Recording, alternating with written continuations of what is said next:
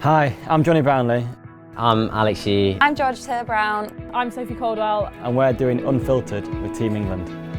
Being selected for the Commonwealth Games, the fact that it's a home Commonwealth Games is even more exciting because all my family and friends can be there that wouldn't usually be able to watch me in a race. I really feel like a product of the 2012 Olympics, and that being a home games and having that on my doorstep was incredibly special. I was out in Gold Coast in 2018 and I definitely went, and that was a learning experience for me, and going into this games I hopefully can put myself in with a shot of winning a medal. First memory of my sport, I was about 6 or 7 years old, and I remember grabbing water from a marshal and thinking I was an elite athlete because I was grabbing water from the side of the field. I remember trying to ride up a hill on my bike, and I couldn't do it, and I remember that desire to just go back and try and achieve that. My mum saw a local children's triathlon race round in one of my mum's t-shirts, and she'd put some toggles off a jumper in my shoes and had a very heavy mountain bike at the time. Nicknames. I used to be Baby G, but then I got older, so no one will call me that anymore, which is a shame.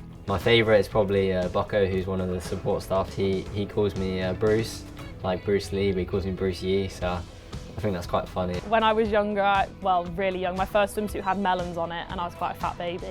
So I was Squidgy Melon, Sophie Ellen, so they call me Squidge. My advice to my younger self would be just to believe in yourself, trust in the process, and just keep chipping away, and yeah, anything's possible. Never put a limit on yourself. Make sure you take it all in and you appreciate the good times. Keep it simple. I mean, don't overthink things. Enjoy it while you can. Who will you bring it home for? My grandma is absolutely massive for me. She is the world's most determined lady, and she's always there inspiring me day to day. Probably going to say I'm going to bring it home for my dog because I think this could be the first triathlon that he's watched me in.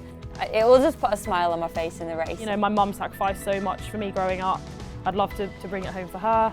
The London 2012 Olympics really inspired me, and I'd hope I can do the same for people back home in England, but also in South London more personally.